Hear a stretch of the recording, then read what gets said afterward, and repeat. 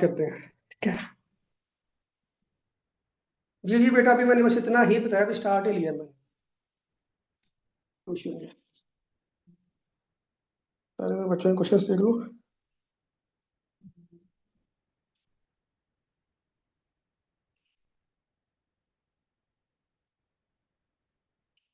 बच्चे, पाकिस्तान का एयर रकबा ज्यादा नहीं हुआ। जो मतलब वक्त के साथ साथ ना, जदीद निज़ाम के तहत, ठीक है, ये अपडेट होता रहता है। मतलब अगर आप पहले देखें तो लाहौर का रकबा कुछ और था। अब देखेंगे तो कुछ और है। मतलब इतनी हदूद अरब पे फैल गया हुआ है कि मतलब समझ नहीं आती। ठीक है। इसी तरह पाकिस्तान का भी सिस्टम सेम है, ओवरऑल जो रकबे की बात की जाए ना।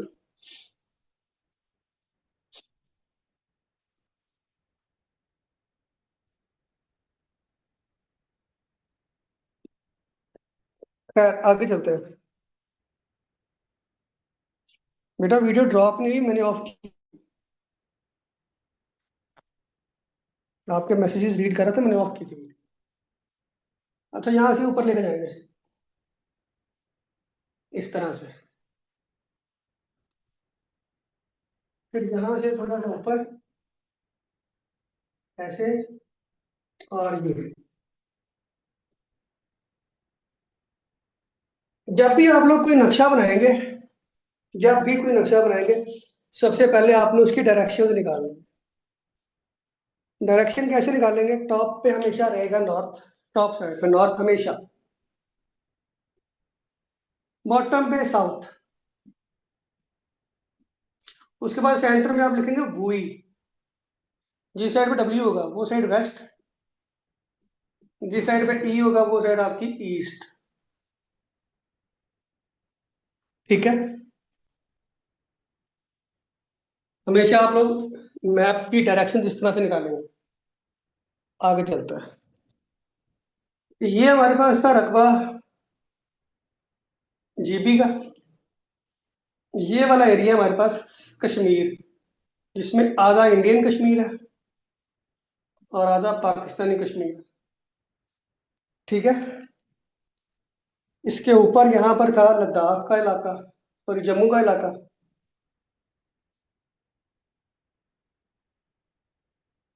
जम्मू।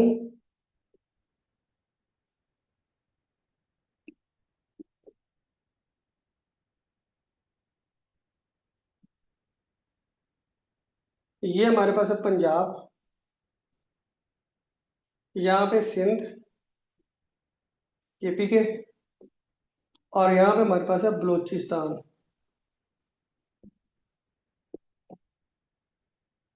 यहाँ पे सारा हमारे पास क्या है? समुंदर है, इंडियन ओशन। कौन सा है बच्चों? इंडियन ओशन है यहाँ पे हमारे पास, साउथ वाली साइड पे।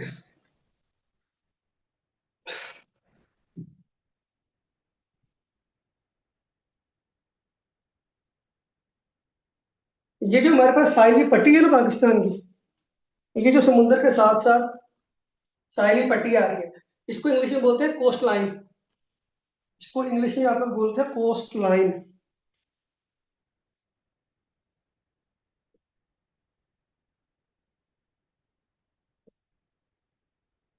Coast line.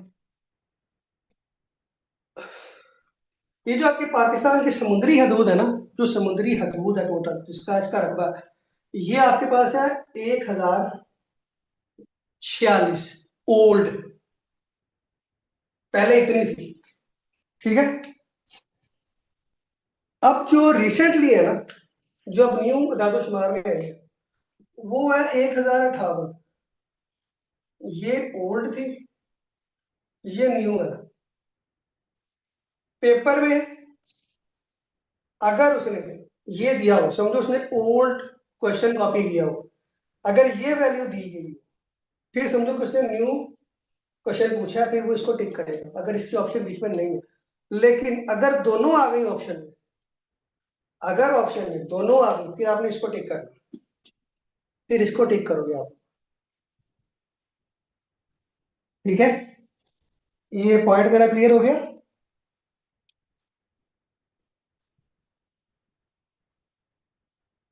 ये पॉइंट क्लियर हो गया कोस्ट लाइन वाला।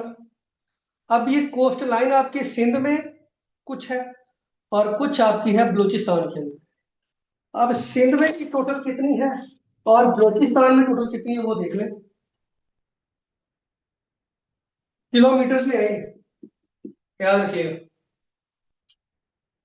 बलूचिस्तान में सबसे ज्यादा 800 किलोमीटर, और सिंध में आपके पास है 250 किलोमीटर,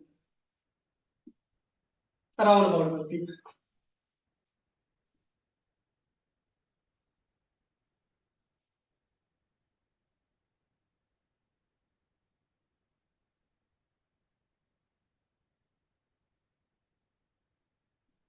पाकिस्तान की कोस्ट लाइन बता रहा हूँ बेटा। पाकिस्तान की साहिली पट्टी, कोस्ट लाइन कहते हैं साहिली पट्टी को। साहिली पट्टी को कोस्ट लाइन कहते हैं। और कोई सवाल? साहिली पट्टी को कोस्टल लाइन कहते हैं। ठीक हो गया।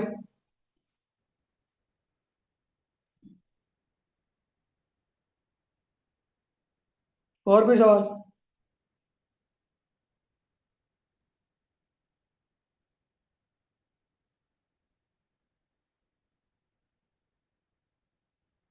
जो आपकी साहिली सिंध में और बलूचिस्तान में साहिली पट्टी है ना, साहिली पट्टी वो होती है जहाँ पे आपका समुंदर लग रहा होता है ना। जितने हिस्से में आपका समुंदर जितने हिस्से में आपका समुंदर लग रहा है ना, वो सारी आपकी साहिली पट्टी है। अब आपका समुंदर सिंध के इलाके में भी है और बलूचिस्तान में भी है। तो बलूचिस्तान में उसकी हदूद 800 किलोमीटर है और सिंध में उसकी हदूद 250 किलोमीटर। समझ में आ गई? कोई और सवाल है?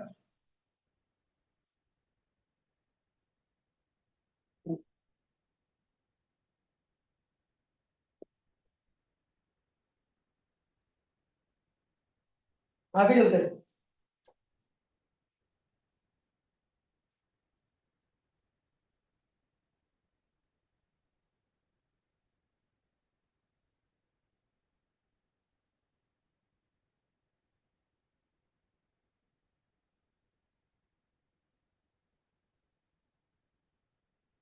इसके बाद है बच्चों पाकिस्तान की कॉन्टिनेंटल शेल्फ।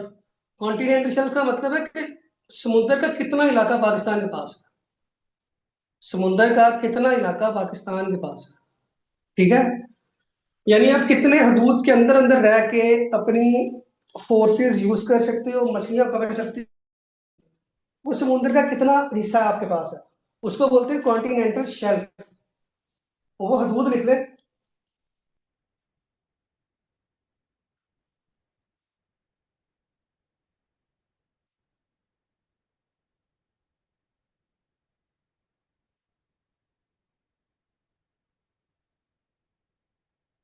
कॉन्टिनेंटल शेल्फ, ये है टोटल। जो न्यू इसका भी न्यू रोड का है थोड़ा सा। इस टाइम भी पाकिस्तान के पास है 350 एन एम का मतलब है न्यूटिकल माइल, इसका यूनिट है। ये न्यूटिकल माइल में मैयर की जाती है। न्यूटिकल माइल। ठीक है, और एक न्यूटिकल माइल मैं आपको साइड पे लिख के बता देता हूँ। वन न्यूटिकल माइल बराबर होता है 1.855 किलोमीटर। ठीक है, और एक माइल बराबर होता है, 1 माइल बराबर होता है 1.6 किलोमीटर के। 1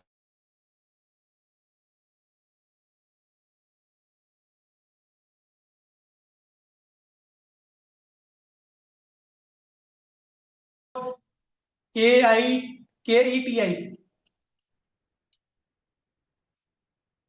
नहीं नहीं, सिंध की है जीटी। जीटी बलूचिस्तान की नहीं है, जीटी सिंध में है।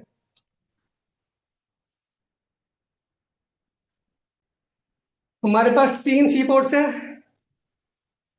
कराची पोर्ट बेटा, कराची पोर्ट। कराची की स्पेलिंग लिख ले। कराची थोड़ा मैं इसको थोड़ा क्लोज करता हूँ।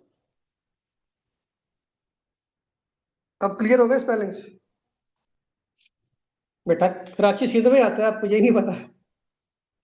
कराची सिंध में आता है। अरे, बच्चे भी मैंने सी पोर्ट की लेंथ आपको लिखवाई है स्टार्ट में लेक्चर के। नहीं, सी पोर्ट की लेंथ नहीं पूछेगा वो। सी पोर्ट की लेंथ नहीं पूछेगा, वो साइली पट्टी की लेंथ पूछ सकता है कि टोटल कॉस्ट लाइन कितनी है। टोटल मैंने आपको आप लोगों को बता दी है। सिर्फ वो इनकी लेंथ मतलब टोटल की लेंथ पूछेगा, वो मैंने आपको बता दी है। बेटा जियोग्राफी का क्वेश्चन, ये पार्क्स क्वेश्चन है, बल्कि ये नॉर्मल क्वेश्चन है कि कराची कहाँ पे आता है।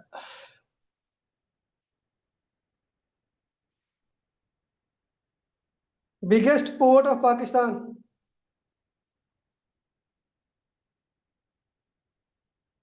बिगेस्ट पोर्ट है, पोर्ट, PORT।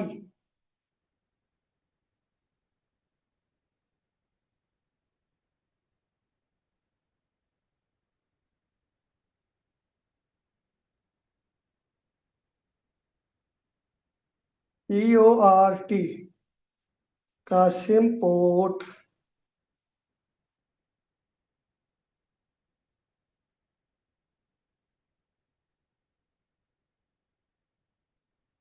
आगे चलते हैं। बलोचिस्तान।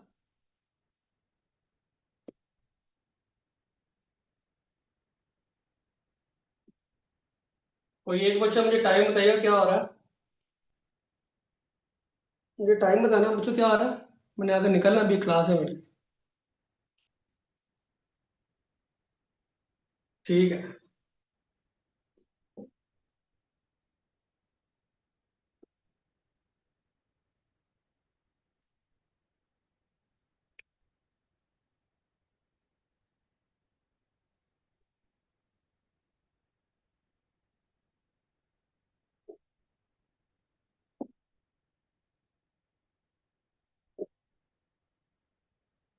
4 पोर्ट्स हैं बलूचिस्तान में।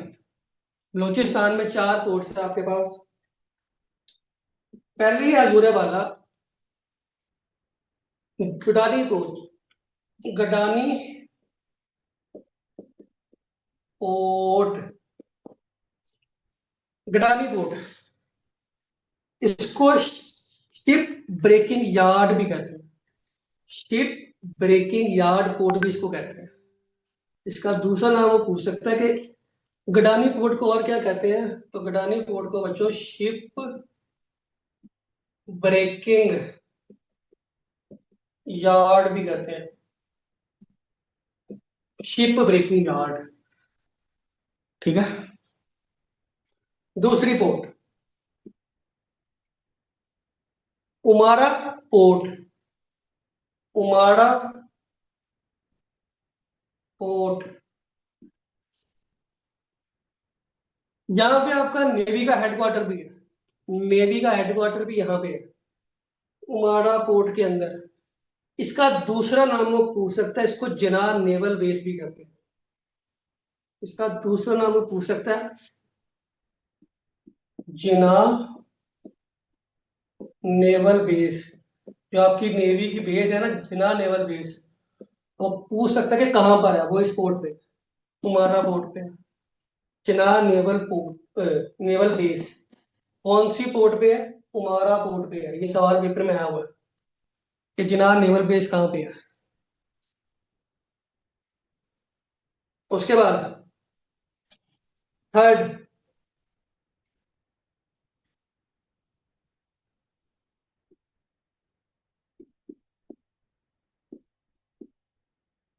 पसनी।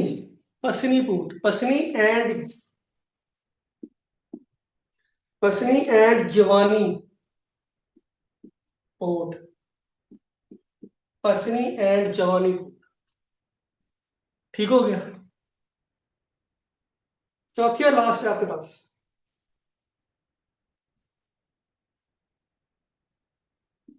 गवादर पोर्ट।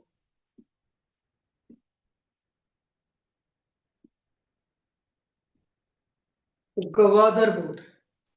गवादर पोर्ट के बारे में बच्चों सवाल बहुत ज्यादा बना कि पाकिस्तान से पहले ये पोर्ट किसके पास थी।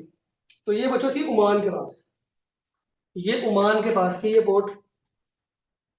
पाकिस्तान ने ली कब ओमान से, और ओमान के पास ये कितने सालों तक रही, ये दो सवाल बनते हैं। पाकिस्तान ने ये बाई की है 1958 के अंदर। किससे? ओमान से। ओमान से बाई की है। उस टाइम वजीर आजम कौन था? उस टाइम वजीर आजम पाकिस्तान का कौन था जिस टाइम हमने ये पोर्ट ओमान से ली है? उस टाइम थे जनाब आपके पास मलिक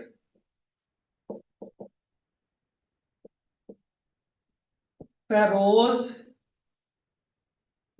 खान नून साहब। मलिक फेरोज खान नून साहब थे आपके पास। ठीक है। गवादर पोर्ट पाकिस्तान की डीपेस्ट पोर्ट है। पेपर में सवाल बना हुआ कि डीपेस्ट पोर्ट ऑफ पाकिस्तान कौन सी? डीपेस्ट पोर्ट ऑफ पाकिस्तान, ये आपके पास गवादर पोर्ट है। Deepest port of Pakistan. CPEC इसी पोर्ट के ऊपर बना हुआ है। सी पैक क्या है जनाब? कि अमेरिका चाइना की रोकना चाह रहा है तिजारत। उसने क्या किया कि बाहर से जो माल लेके जाता था उसने कहा यहीं से निकालो रास्ता बीच में से, सीधा अंदर। तो इसीलिए अमेरिका नहीं चाह रहा कि सी पैक यहाँ पे बने और चाइना का रास्ता सीधा हो। सी पैक कब स्टार्ट हुआ था? 2015 में। अच्छा, ओमान के पास ये कितने सालों तक रही है पोर्ट? 174 ईयर्स।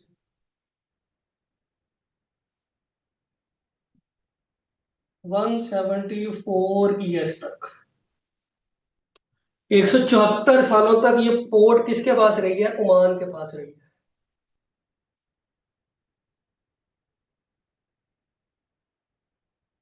यहाँ तक कोई सवाल? 5 मिनट के बाद क्लास एंड हो जाएगी। सेम लिंक के साथ सबने वापस रीज्वाइन हो जाना है।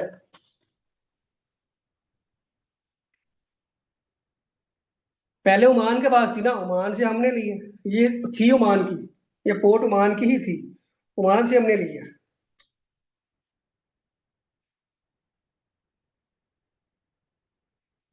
मेरा कैमरा ठीक है? बताइएगा जरा।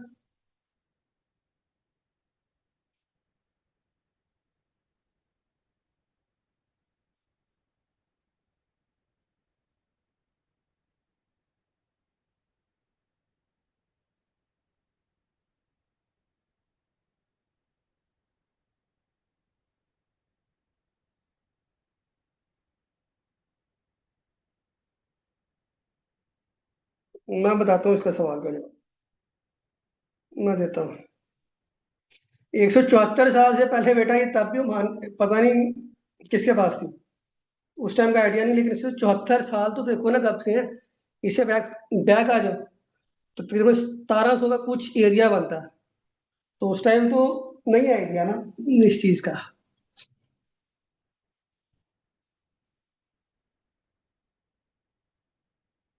बच्चों इसको बाय करने में कितने पैसे दिए गए हैं? सियाल साहब पूछ रहे हैं। इसको बाय करने के लिए वैसे जो कहा जाता है ना कि ओमान ने इसको गिफ्ट किया था, मलिक फिरोज खान नून को ओमान की उस टाइम की गवर्नमेंट ने ये पोर्ट तोहफे में दी थी। क्योंकि इसने इनके ताल्लुकात बहुत अच्छे थे ओमान के साथ, तो मलिक साहब ने कहा था कि जनाब मुझे ये पोर्ट आप, मैं इसकी परचेज कर लेता हूँ या पोर्ट मुझे दे दें। उसकी वजह ये थी हिंदुस्तान चाह रहा था कि मैं ये पोर्ट खरीद लूँ। ठीक है।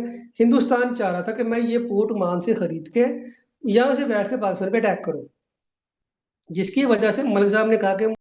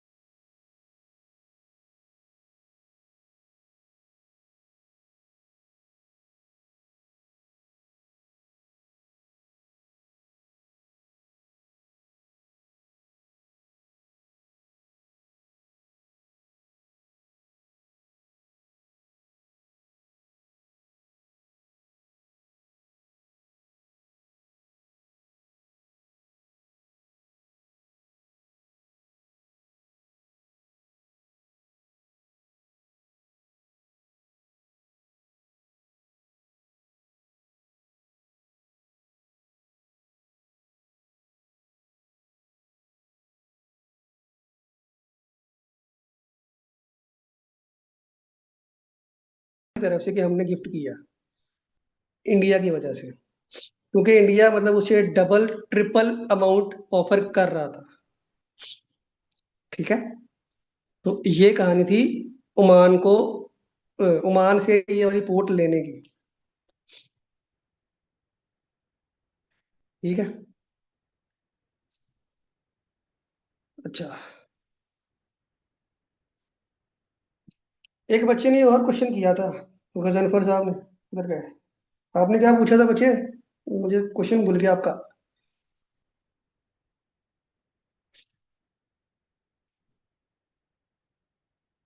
बताना जरा, जल्दी जल्दी, क्या क्वेश्चन किया था आपने?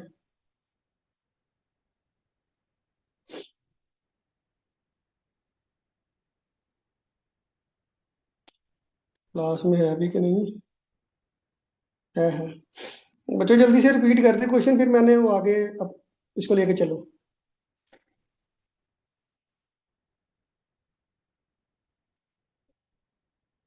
बच्चों मेरे तीन मतलब 4-5 लेक्चर हो गए आप लोगों के साथ, लेकिन आप लोगों ने ना फीडबैक नहीं दिया ग्रुप में। मर्जी है आप लोगों की वैसे, मैंने साफ लगाया है। एटलीस्ट मुझे पता तो चलना चाहिए ना, कि समझ आ रही है नहीं आ रही है, कोई प्रॉब्लम है कोई इश्यूज है तो वो बंदा डिस्कस करता है, कोई सॉल्व करता है ना। बेटा ओमान एक खुद कंट्री है, ओमान एक खुद कंट्री है बेटा।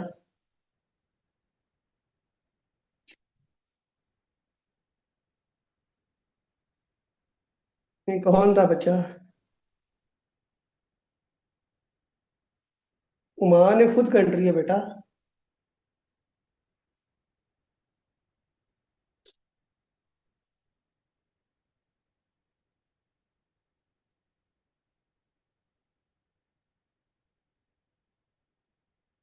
जी जी बेटा, आपने दिया था, बाकी मैं बच्चों की बात कर रहा हूँ ना, क्योंकि क्लास में 18-19 बच्चे होते हैं। तो ग्रुप में जाके जो है वो एक बार आप लोगों ने आज,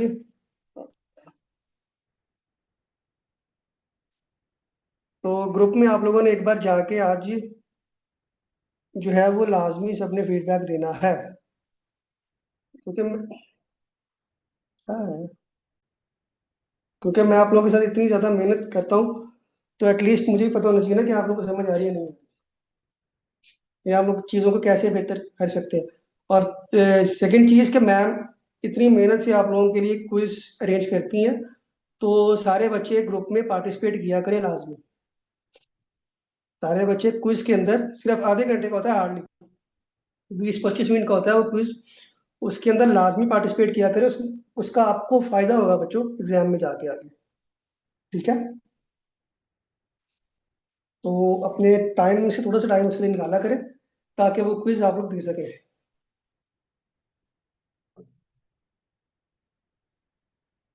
कायनात बच्ची, आपने क्वेश्चन किया था, क्या था?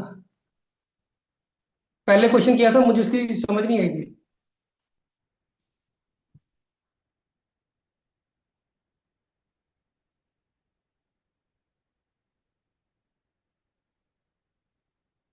बेटा क्विज का मकसद ये नहीं होता कि आप लोगों ने ठीक ही बताना है।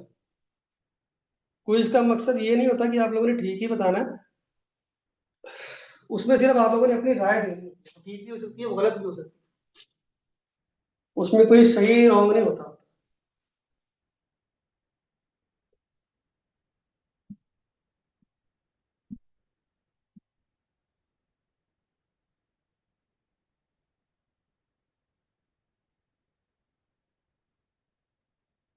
बीचेस, पाकिस्तान के बीचेस कौन कौन से भाई, वो सुन रहे? बीचेस कौन कौन से हैं? अब क्या सवाल है?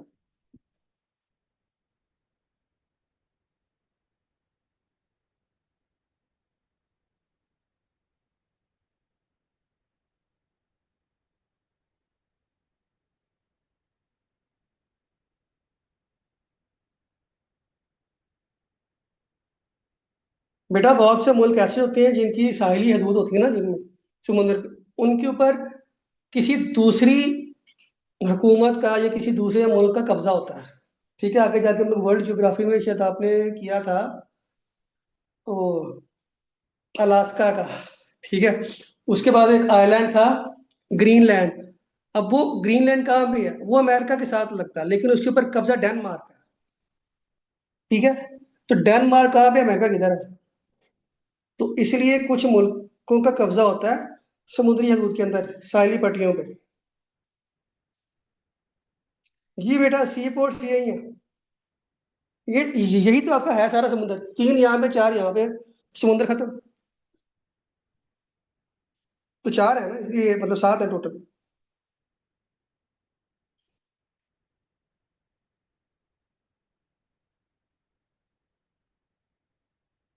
बेटा क्विज वाले क्वेश्चन बाद में सेंड किए जाते हैं ग्रुप के अंदर, अलग से सेपरेटली अगले दिन वो सेंड कर दिए जाते हैं क्विज के क्वेश्चन।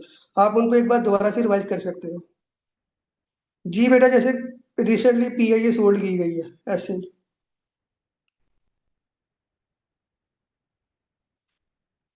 मुझे एक मिनट दीजिएगा जरा, उसके बाद स्टार्ट करते हैं बेचिस।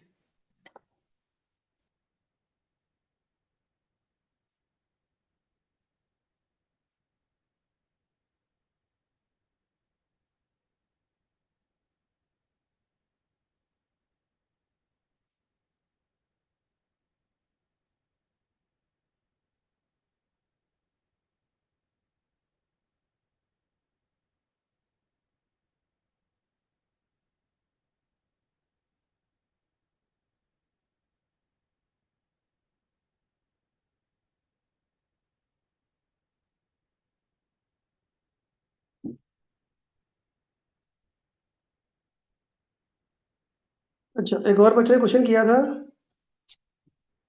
कौन है, Tahmina. CPEC stand for, CPEC होता है बच्चों चाइना पाकिस्तान इकोनॉमिक कॉरिडोर। आ सकता है एग्जाम में लिख लेना, चाइना पाकिस्तान इकोनॉमिक कॉरिडोर।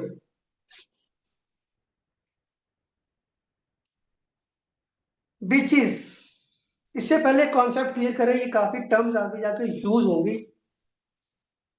वो करें। पहली टर्म है जहां बस, क्रीक। क्या है, क्रीक। क्रीक क्या होती है,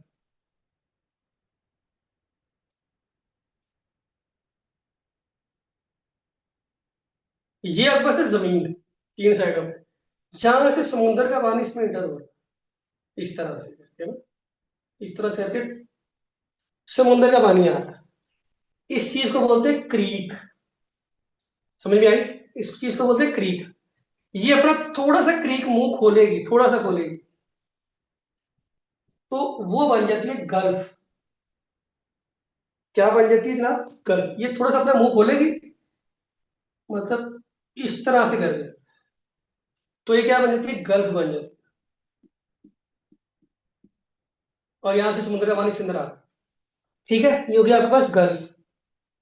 ये गल्फ अपना थोड़ा सा मुंह ओपन करेगी, गल्फ यहां से अपना थोड़ा सा मुंह ओपन करेगी, ये बन जाती है बे। ये मतलब इस तरह से हो जाएगी, थोड़ी इस तरह से, थोड़ा सा अपना मुंह और खोल देगी, यहां से पानी आ रहा है इसके अंदर। ठीक है, अब बे जब अपना मुंह खोलेगी, बे जब अपना मुंह खोलेगी, तो ये बन जाती है बाइट। ये बन जाती है बाइट इस तरह से, ऐसे। यहाँ पे आपका पानी आ रहा है समुद्र का। ओके, अब जब इसने मुंह खोलना है, इसने बिल्कुल सीधा हो जाता है ऐसे, इसको बोलते हैं बीच। यहाँ सारा समुद्र का पानी, यहाँ पे जमीन।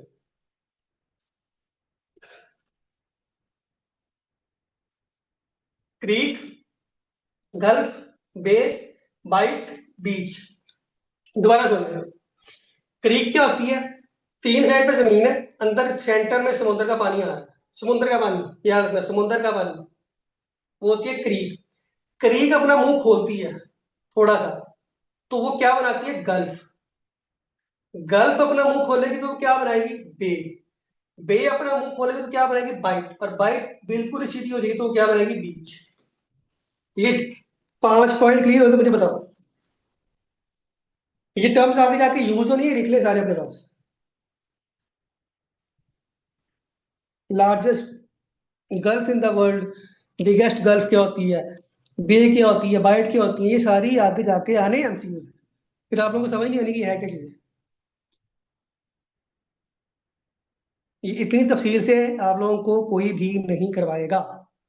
मेरी बात याद रख लें, क्योंकि ये चीजें कोई नहीं बताता। ठीक है।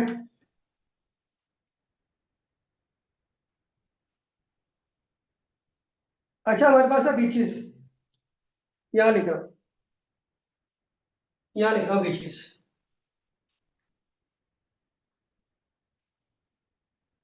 आपके पास तीन बीचेस हैं बच्चों। सबसे पहले हॉक्स बे, नाम सुना होगा। खास तौर पे जो सिंध वाले बच्चे हैं उनको तो पता होगा हॉक्स बे का। ठीक है, ये बीच है। सेकंड, नथिया गली बीच, ये भी नथिया गली बीच कराची में है ये भी। ये दोनों कराची की हैं, ये दोनों कराची की बीच हैं। उसके बाद थर्ड है आपकी मनोरा बीच। मनोरा बीच, ये तीन बीचेस है पाकिस्तान के। इसको मनोरा बीच को फ्रेंच बीच भी कहा जाता है, इसको फ्रेंच बीच भी कहा जाता है। एक सिंध वाली बच्ची है इधर, उसको आइडिया होगा इनका, नथिया गली का, हॉक्स बे का, मनोरा का।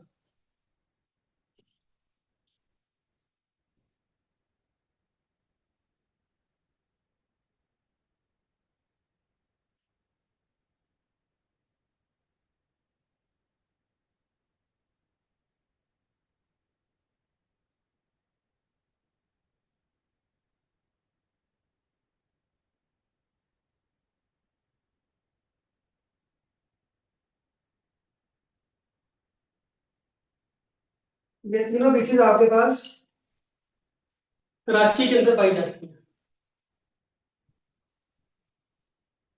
कराची में तीनों बीचेस पाई जाती हैं।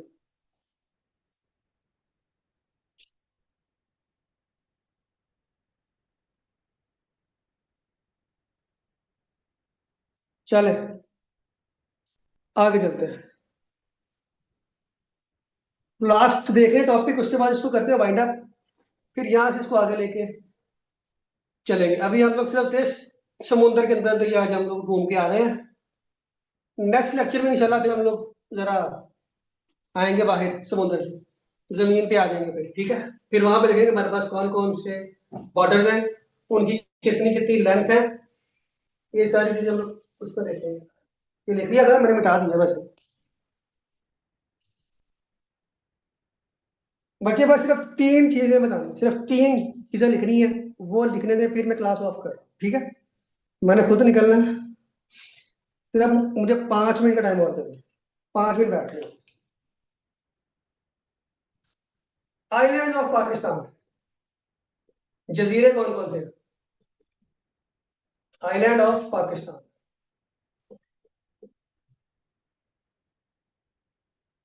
बच्चों आप लोग तो सिर्फ बैठ के सुन रहे हो, मैं तो यहाँ पे लिख रहा हूँ खड़े होके, बोल रहा हूँ। मेरी एनर्जी आप लोगों से ज्यादा लग रही है, आप लोग उधर बैठे बैठे थक गए हो हैं। आइलैंड ऑफ पाकिस्तान, सबसे पहला लिखो बेटा अस्तोला आइलैंड। पाकिस्तान का सबसे बड़ा आइलैंड है। पाकिस्तान का सबसे बड़ा आइलैंड है, ये कहाँ पे है? उमारा के अंदर। अभी मैंने बताया ना, उमारा पोर्ट, उमाड़ा बीच में ये पाया जाता है, अस्तोला आइलैंड। ठीक है, बहुत बड़ा आइलैंड है पाकिस्तान का। इसकी लेंथ पूछी जाती है 25 किलोमीटर है, 25 किलोमीटर है। और लार्जेस्ट आइलैंड ऑफ पाकिस्तान लिख लें, लार्जेस्ट आइलैंड ऑफ पाकिस्तान अस्तोला। इसको, इसके एक और नाम है, इसको आइलैंड ऑफ 7 हिल्स भी कहा जाता है,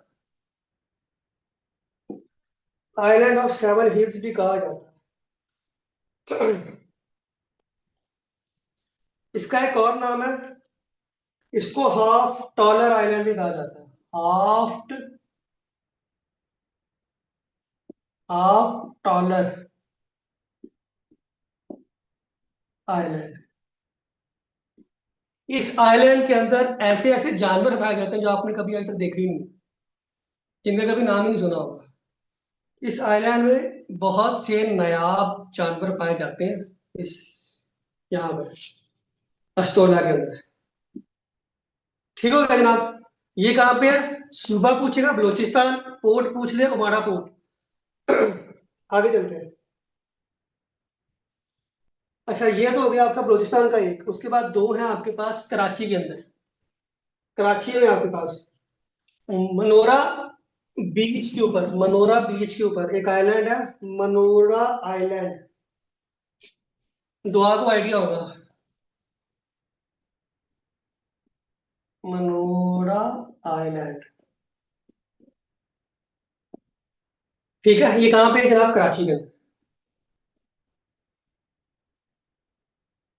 उसके बाद थर्ड आपके पास बंडल आइलैंड। ये कहाँ पे है? ये भी आपके पास कराची के अंदर।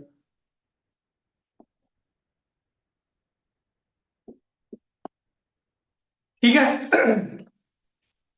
ये था जनाब आपका थोड़ा सा आज का टॉपिक। बाकी हमारे क्या क्या है बॉर्डर जमीनी, वो इंशाल्लाह अगले लेक्चर में सही, फिर अगले लेक्चर में टॉपिक में आपका क्लोज कर दूंगा, वाइड अप कर दूंगा नेक्स्ट में। कोई सवाल? बच्चों फीडबैक मुझे लाजमी देना सबने, याद रखना। अस्तोला बताया बेटा मैंने, लिख लो, मैं लिख देता हूँ। बलूचिस्तान, उमारा बीच लिख लो, उमारा बीच।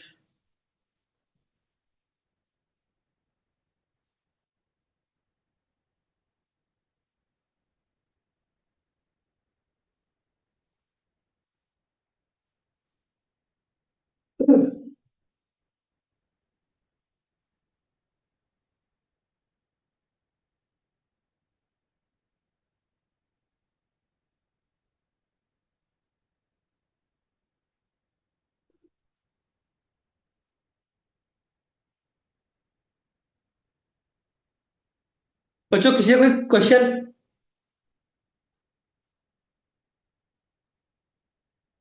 Bundle, bundle island, bundle island, bundle island है। BUNDLE, bundle island.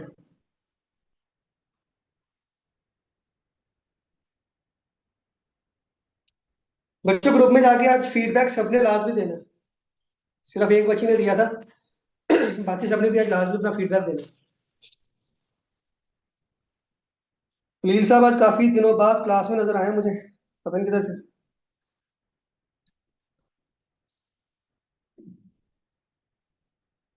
बच्चों आइलैंड होता है जजीरा, समुंदर के बीचों बीच बनाया गया एक जजीरा। समुंदर के बीचों बीच बनाया गया एक छोटी सी जमीन, उसको हम लोग बोलते हैं आइलैंड। बीच होता है जो आपकी साइली पट्टी है ना, ठीक है, जहाँ पे समुंदर का पानी और रेत थोड़ी सी मिक्स हो रही होती है, उसको हम लोग बीच बोलते हैं। ठीक है।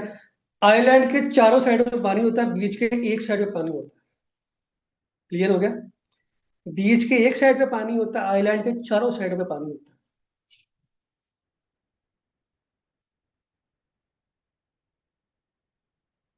अस्तोला, अस्तोला, अस्तोला आइलैंड है। बच्चे आपका वो नाम पता नहीं क्या लिखा हुआ वहां पे, मुझे एग्जैक्टली याद नहीं कि आपने दिया था या नहीं दिया था।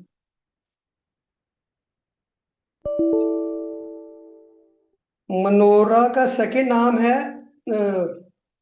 फ्रेंच बीच, फ्रेंच बीच।